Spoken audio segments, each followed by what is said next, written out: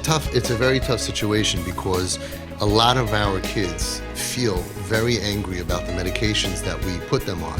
For their tayelas, you don't hate your son. You didn't put him on Adderall because you hate him. You wanted to help him. Some reason he couldn't sit still in class, for whatever reason.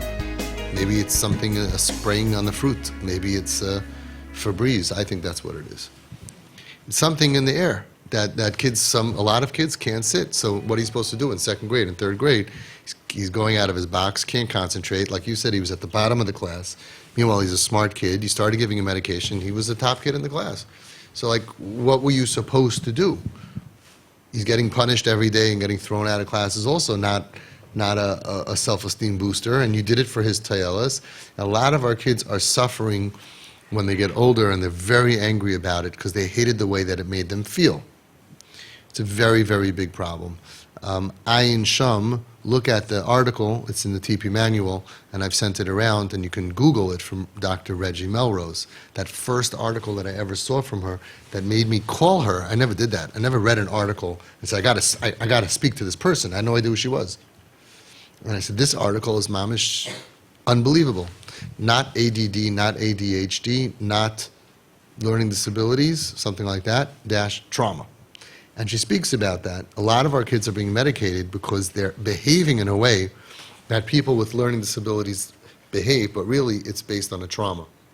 So you could have someone who's being traumatized, nabuch, as a child, and they're going to manifest their pain and their confusion and their torment in some way. It's going to come out if you don't move and you don't do anything, then you're not human. And then whichever way, for those kids that are traumatized, whichever way they behave, we have a stamp. If they move too little, we call it ADD. If they space out. If they're down, we call it depression. If they're moving to the hyper, because inside they're going crazy by what's happening to them, they're going, the ones who are molested as children and abused in different ways, they're going through a crisis and they don't know what to do, so it's going to come out somewhere. And then they have times that they give up and they don't want to live. Even little kids, they don't think that, but they're trapped. They're suffering. So those kids are going to behave in a way that looks like something. So there are typically a lot of stamps on those kids. We stamp them with OCD, ODD, MP3, JFK, everything, every stamp. Those kids also, maybe the medicine will help them, but they hate the way it makes them feel. We have a lot of kids that take medicine for ADD, ADHD, and they're so thankful. And they say, wow, this is great, I can concentrate. A lot of adults take it, and they say, this is great, without that I can't get anything done.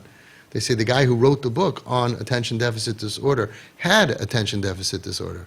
And it took him 35 years to write the book, because every time he started writing, he was like, attention deficit disorder. Hey, I'm hungry. Oh, look at that, is that a spider? Like he just couldn't concentrate long enough to write the book quickly. That's a joke. Anyway, so the kids who have real ADD, it seems like that this is pretty clear, that the ones who have a real learning disability or ADD or something, and the pill helps for that. It's like the pill means it's like a pothole in the highway in the brain, and this gives you goes over it, so it helps you with depression or anxiety. So those kids seem to be very happy about it. It's like they really feel better. Then you have other kids who feel horrible. And the reason is because they don't really need the medicine. There's something inside of them they need to be fixed. And we're deadening, what does a pill do? We're deadening a part of their brain. We're playing around with their brains. Now, I don't know about you, but to me, I'm very spoiled. A pill, take a pill. But this little pill is playing around with their brain. So if they're feeling like, I got to bust out of here, and it's because of a trauma, and then you take a pill, and then that takes the piece of the brain that makes you hyper, and it deadens it. So we're actually deadening their brain, like putting them into a partial coma, you could say, so they can't react to the fact that inside there's so much tension and anxiety going on because of their abuse. So it's not really an attention deficit problem. And those kids typically are probably the ones who hate the way the medication makes them feel, because it's like, so the mashal that I give is that, let's say you're in a little chair, right? You're in this little jail. We made beautiful schools, but for some kids it's like this little metal jail. and the kid is moving around, he's kicking, whatever. So they look at him like, he can't stay like this. He's making noise, he's disturbing. I have a great idea. And they get rope. They tie down his legs, but his hands are still moving, so they tie down his arms, and then his neck is moving, so they put him in a brace, and they say, oh, look how nice Yankee is. Yankee's just sitting. Isn't that great? Look, he's just sitting. We solved the problem, you know? To some kids, that's mamish what it's like, because they got to move, they got to get out. And we tied them down, but we didn't do it with rope. We did it by putting a pill, forcing them sometimes to have the pill, to go in their brain and take that. They still feel sometimes but they don't move. We tied them down with a pill, right? I know of a kid, I saw it with my own eyes. The kid was approximately 8, 9, that area, 3rd grade. Older, 11. And the Rebbe said, I can't. He's just all over the place. I can't teach. They gave the kid a pill. And 2 weeks later, this kid, Mama, started acting like a crazy person. At home, he was kicking the walls, and they saw so much anger and frustration, they knew to stop the pill. But it's not the Rebbe's fault either. You cannot teach a class if you have 30 guys. Each person thinks that they're in there. One thinks he's a trapeze artist, what do they call trapeze artist? Yeah, and the other one thinks that he's in the middle of a concert and he's a guitar player, and the other guy's a drummer. I mean, I feel bad for these rebbeim, I really do, because like teaching Torah is like the last part of their day. It used to be when we were kids. The Rebbe came in, and he taught you Torah, and if you had any kind of problems, they were solved very quickly with one frask, zwei petch. And one finger was a therapist, the other finger was a psychologist, psychiatrist, mentor. Whack, and pretty much, okay, I'm good now. Thank you very much. Solved most of our problems. It worked out pretty well for most of us, right? Used to work. I remember I don't know why, I know it's such a funny memory. My father was not a hitter. He did not hit. Maybe 4 or 5 times in my life that I got hit. But I had like this, at one point in my life, I don't know why, I had like a squint. Anybody ever see a kid squint? And like shrugging my shoulders. I had like this, I don't know where it came from. Well, like a tick. Yeah, where'd I get it from? Probably a good reason. I went like that. My father looked, he said, like, you better not do that again, something like that, you know. And then I did it, and he whacked it right out of me. It flew across the street, Nebuch, till today. The guy, my neighbor, is going around like this. He just, boom, it worked perfectly. I mean, we can't do this stuff today, unfortunately. But wow, it was like, Dad, where'd you learn that from? Amazing, from the Holocaust. You know, I learned that while I was running away from the Nazis. So it works very well. But anyway, so a lot of kids really complain the way that it makes them feel. We have no way of knowing. We're not Nevi'im. We have no way of knowing what is making the kid unable to concentrate. If it's ADD, ADHD, or 1,000 other things that they have. We have no way of knowing what's wrong. So we try. We have to try. And now we have the problem that he says, I hate the way you did this to me.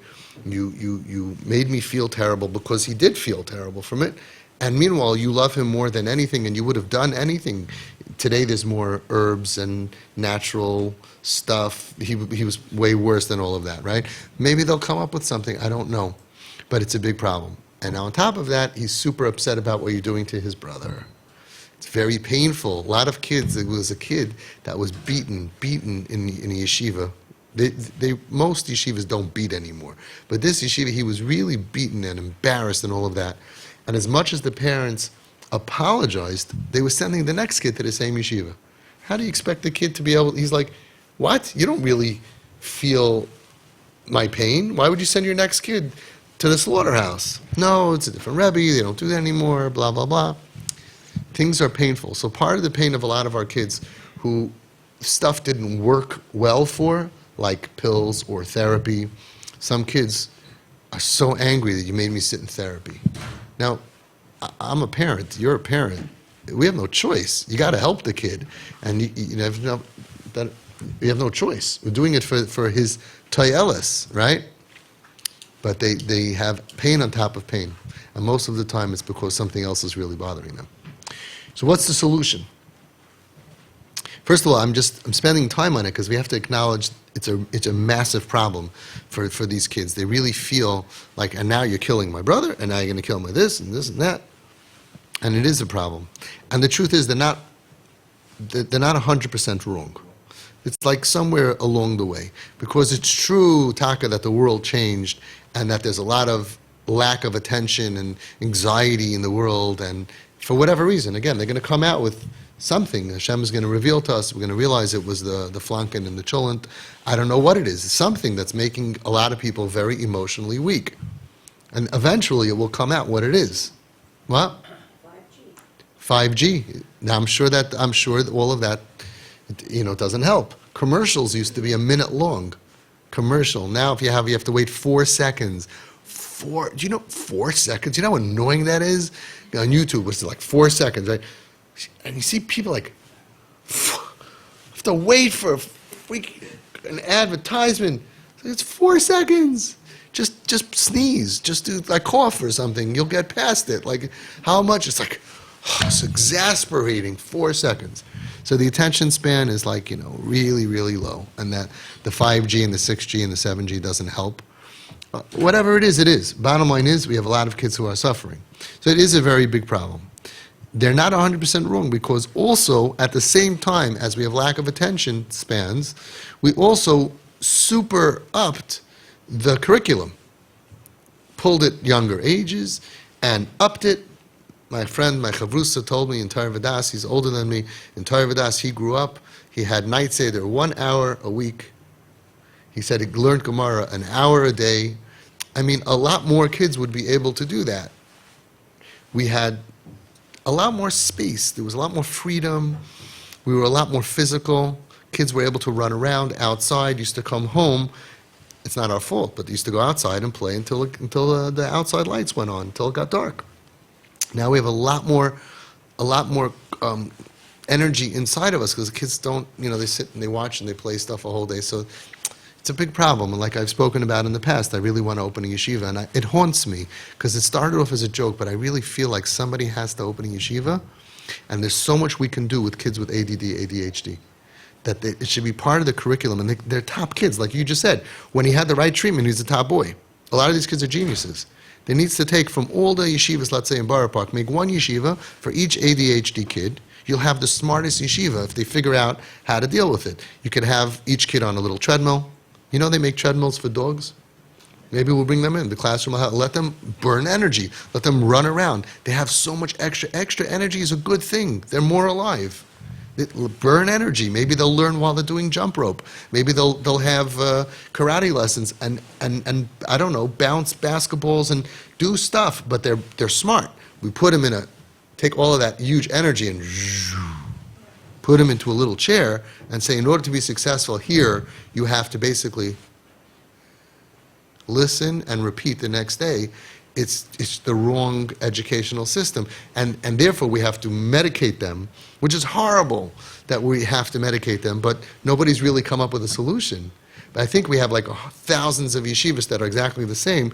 Probably time, higia zman, geulaschem, to have one yeshiva, could be a chassidish yeshiva for chassidim, and take all those from each yeshiva, that one crazy kid, they're smart, they're geschmack, let them figure out a way that they can, I don't know, and this idea is just percolating in my head, and when ideas percolate in my head, bad things happen, or good things happen, it depends on what the idea is, This was an idea that percolated, it turned out pretty good. But it should definitely be, and it's not going to be shvacha kids. In second grade, first grade, second grade, third grade, it's a nightmare. A nightmare. I know a young couple, they have their oldest kid just went into first grade. And they're shaking in their boots. The kid doesn't sit still. Cutest kid in the world. Cutest kid. Never had a problem. Pre-1A was a great kid. Kindergarten. All of a sudden, first class, the malamed comes in, the teacher, and you have to start sitting. And he can't. Maybe he's a year behind. Maybe he'll be able to do it, or maybe he won't. And the parents are shaking because of this question that you had. What do? You start medicating a kid's brain because he has to fit into our system? It's cruel. On the other hand, how could you not? There's no other option. Now, just to say one other nukuda, which I've spoken about in the past.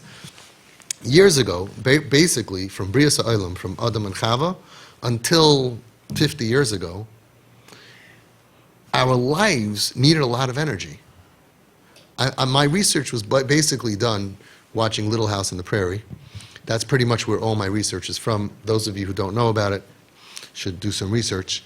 And basically, on the farm or in the shtetl, just trace the amount of energy that the kids use from morning until night.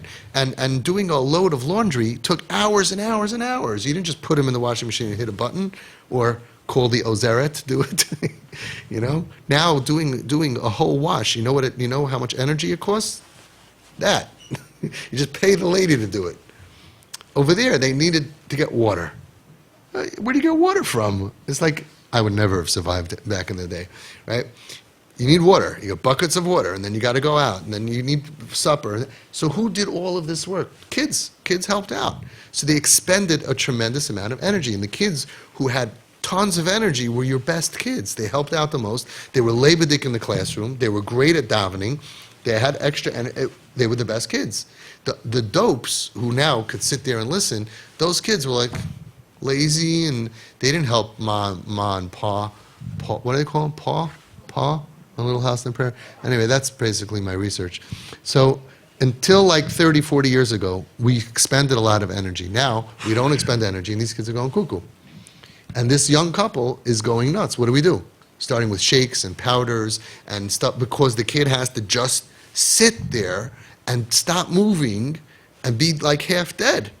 It's like the opposite of Tchias HaMesim. We have to do like Mesim Tchias, like the opposite, to deaden the kids so they can sit there and listen to the Rebbe, because he has a very important message. And they've been watching until then, even worse. Most kids, unfortunately, until then have been watching cartoons that move, and now they have this Rebbe in a black and white costume, and he doesn't, like, how in the world are they supposed to be able to sit and listen to this story about a mabel? What's a mabel? Maybe if he would come in like in a big yellow costume or something. It's very tough. So a lot of kids, Baruch Hashem, they can do it. Then you have those extra special good kids with tons of energy, and it's getting harder and harder. And I watched this young couple now. What did they do wrong? They were perfect, Yerushalayim. They built a Bayis Nam B'Yisrael. They learned in Koil for a bunch of years. They did everything right. A beautiful couple. Their kid now is... Hi, is this Mr. Goldenspiel? Yes, this is Manahel. Unfortunately, your son had to be sent out of the classroom again because he was kicking the kid in front. Okay, next day, Yeah, hi, is this the Goldspiel family? Yeah, so today your son jumped in the middle of the thing. And now their kid's already like basically a failure. He's this cute little kid, and they're saying, what are you supposed to punish? Not punish? Take away stuff? What should he take away? Or deaden his brain with Ritalin. Those are the options for his benefit. It's a crazy thing. I'm so happy I don't have any more kids. Not having any more, because it's a crazy situation. I'm seriously don't have. No, I'm kidding. No, go ahead. Just own stock in the Ritalin company. So you have to be very careful, and we don't know what's making them so upset. So what's the answer? I know, do you see? I'm teaching you how to have AD, not ADHD. The answer is that over time, your son is going to, Be'ez Hashem, have a refuah shalema, and he's going to start to realize that you're wonderful people, and the only way to get him to stop being so angry is keep on doing TP. Don't focus on the bad stuff that happens while they're angry, because there is no answer for it, and there's no way to reason with him. You can play him this thing that I just said. Most kids are they're going to say, listen, I don't want to hear about this. You have a responsibility as parents to not do this. You have a responsibility as parents. And I'm not interested in how trapped you were. It's your society. You built it. You brought me into this planet. I don't need your excuses. I'm not interested in your... I don't care. You don't do it to me, and you don't do it to my brothers and sisters. And they're not going to be able to be typhus that. So when they get older, and you apologize a lot, I'm so sorry, I didn't realize that it was hurting you, I'm so sorry, and try not to defend yourself. We love you so much, we did what they told us, you can't say that. You shouldn't, if they would tell you to cut off my arm, you would have cut off my arm, right? And we say, yeah, probably, yeah. Well, you had no right to be parents. You probably didn't have a right, yeah. They should have a test before you have children, right? I would have failed, yes. What are we supposed to say? So as he gets healthier, you'll apologize more and more. He'll calm down and he'll realize that's not so bad. Now, as far as the brother, in your case, I think it's a little bit easier because he's 15. If the brother would be 8, 9, 7, 6, that area would be tougher.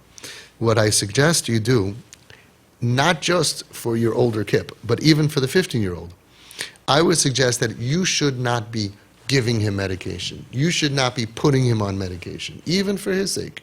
You should sit with the 15-year-old and say, here's the problem. You seem to be whatever these and these problems are. Do you want to go to the doctor and find out what the options are? And it should be his choice to go to the doctor and find out what the options are. And then he should say, yes, I want to try that. And you say, how does it make you feel? It makes me feel good because he's reacting well to it. Fine, we will support you. Why? First of all, because you don't want him to have tinnitus on you in 10 years from now, that you put things into my head and I didn't like it. And he's actually, we know he's already reacting well to it, so there's no risk to do this. He'll say he's reacting well, and he'll know that my parents love me. But also it'll help you for the older kid, because you'll tell the older kid, listen, I am not putting your brother on medication. I'm not forcing him at all. I'm doing what I learned that I needed to do. I should have done it earlier with you. I am supporting his choices. He would rather take the medicine and focus in his classes or in his whatever he is than not be able to focus. That's his choice, and I'm supporting him. I'm not leading him. I'm not pushing him to do it. I stopped doing that. You noticed a couple of months ago we changed, and usually they say, yeah, we noticed you changed, and I don't do that anymore. So you can reverse that with your 15-year-old, and you could tell him legit. You could say, listen, Chaim, I was thinking about it with Mommy. We may have pushed you to take medicine, and if maybe you don't feel good, maybe it doesn't make you feel right, you don't have to, we support you. And he's going to say, no, I want to. Then you go to the kip and you say, listen, and you have to do it not in an aggressive way and not in a defensive way. In a tamimistic way. We really support our children now. We stopped bullying our children, and we didn't send him, and we're not sending him, and we spoke to him again actually last night. You could ask him. He would like that. He said he makes him feel good. I know it made you feel bad, and that was our mistake. We shouldn't have pushed you, but him, it makes him feel good, and we're going to support him with that. So in your instance, we have a good solution, I think, that I just came up with. I don't know, try it. If it doesn't work, money-back guarantee. Full money-back guarantee. It'll work. It's harder, though, when you start medicating the next 6-year-old against his will, and he says, I don't like the way it makes me feel, and you put medicine into him anyway, and the other kid who suffered sees that. That's very, very difficult situation. It's also very painful because we don't know. We might be wrong. Hashem should just help us, give us clarity. We should open up yeshivas Adhad, ADHD, Aleph Dalad, Hey Dalad, yeshivas Adhad. Yeah, I already have a name. The Aleph is for Avi. I'm getting closer. Yeah, once I have a name, it's a problem. Yeshivas Adhad. No, we have to come up with a better name because I don't know if the kids are going to be happy. Maybe. We'll make it a stolz. We'll make it a stolzy thing. ADHD is not a chesarn. We have to realize that. It means that you have more energy, more brains, and most askanim and wonderful people in the world have ADD and ADHD. You ever see a meeting of askanim? It's the funniest thing in the world. If you asked a bunch of askanim, take the top 50 askanim in Klal Yisrael and ask them to sit down in a classroom for 3 hours and listen to a man with a white shirt and black pants, forget about it. And no phones? You kidding me? Forget about it. All these guys are multitasking. These guys are flipping buildings, and all the rich people, they're going, all the regular guys who don't do that, they're all working for the ADHD guys. They all became accountants. And they're working for the other guy. He doesn't even know. He's buying, flipping, selling, move, ideas, creative, come, let's go, let's party, let's go. Halavai, they use it for good stuff. They open camps, they open schools, they open, stuff, right? Everybody knows that. But we're killing so many people that by the time they become an adult, they have no self-esteem. And we lose those potential leaders in Klal Yisrael. So we have to pray that we come up with an answer. Right? Well, we're not supposed to have to send them to school to get their self-esteem bashed and then restore them when they get home, but we have to. And again, not condemning schools at all. if it's not clear. What do you want from this Rebbe? The Rebbe comes in the classroom. How is he supposed to teach? If you have B'chlal, I've spoken about this in the past. The Rebbeim today, first of all, are unbelievable. Ruba de Ruba. So you have some old guys that should have been, a long time ago. But most of the new ones, you meet these young Rebbeim, they have charm and chen and geschmack and they're lebedik and they know everything and they're good and they're taking psychology courses and they're really good. They're really, really good. And it's impossible. I mean, I could never do it in a million years. You walk into a classroom and every single person, besides for, let's say, 5 kids, let's say, are normal. Okay, then you're like 25 kids, all suffering from different stuff. This kid, the parents are, and then this one has no money, and then this one has tension at home, and this, they say statistically 4 or 5 kids getting molested in each class. I mean, it's crazy, right? And then you have to deal with all this, and you have to be able to know if the kid is stam, shvashlufen, or he can't sleep at night because of who knows what reason. And if you paskin the wrong treatment on the wrong kid at the wrong time, you're like a reitzeach because you're killing someone. It's like, how are they supposed to do that? These guys are superheroes. Unbelievable, and they really try. That said, though, there is a certain amount of kids that cannot exist in a classroom, and at that point, you have to either medicate them, and basically you're deadening their brain. Wow. Right? Or you gotta, they gotta suffer. There's a story brought down by Rabbi Yitzchak Zilberstein. I always heard it as a joke, but it's in his sefer as a din Torah, right? With this kid, they told him this kid was acting crazy. They said they wanted him to take Ritalin, so they didn't want to embarrass him. So they said that in the middle of the morning, like an hour into the thing, your Rebbe is going to send you to get him a coffee, and over there's a coffee, you'll see there's pills. And a couple of weeks later, the Rebbe said, wow, everything is much better. He's doing much better. Everything's going great. And they realized that the kid didn't chap that he's supposed to take the medicine. He was putting it in his Rebbe's coffee. And when the Rebbe was taking the Ritalin, somehow he was able to tolerate the kid better, and the kid didn't feel so judged. The Rebbe had more patience. Everybody was chilled. The kid was behaving. Everything was great. Sounded like a joke. Rabbi Yitzchak Zilberstein's sefer, they went to a din Torah. Who's supposed to pay for the medicine? Why is the father paying for the Rebbe's medicine? The Rebbe has to pay for his medicine. Right? It was a real din Torah. I think that he passed in at the end that the father benefited by the Rebbe taking the medicine more than his own kids, so let it be like that. But his father's like, hey, why do I have to pay? Because you need medicine. I thought it was a joke. It's a serious story brought down by Rabbi Yitzchak Zilberstein. And even though it's humorous, they need tremendous koiches hanefesh to be a Rebbe in a classroom. And to do it day after day after day after day. And this kid was a mechutzif because his parents are fighting, and this one is a mechutzif because he is chutzpah, and the other one is a mechutzif because he is hungry, and everyone, and then you have to judge and know, and then it switches, and then you don't know who's depressed and who has anxiety, and who, it's a very, very, very hard thing to do. And you do that all for the grand prize of basically no money. It's like, and you have to be poor and pay bills. It's like, wow, a psychologist gets like $600 for an evaluation, right, for 45 minutes working with one kid. This guy has to evaluate, this Rebbe has to evaluate this kid's in the class on a constant basis, know them, and if he makes a mistake by accident, then the parents come in, and they, you're killing my kid, and how you embarrassed him, barabim, and you're whatever. And sometimes it's true. It's almost an impossible thing, this is why I don't speak at the Torah Masorah convention, because by the time I'm done, we will have no Rebbeim left in Klal Yisrael. Everybody will go running. I told you the story. I was at the Agudah convention once. I was talking to one of the Gedolim over there, and then afterwards, this young geschmack guy comes over. I'm a Rebbe, and I just want to ask you any advice. I said, yeah, quit. He said, run the other way. Just run. Become a shaykhit. You don't have to worry about insulting the chicken. You don't have to worry about anything. You just become a shaykhit. You're dealing with neshamas. It's impossible. So, not the right answer. Turns out the guy is doing very, very well. Okay.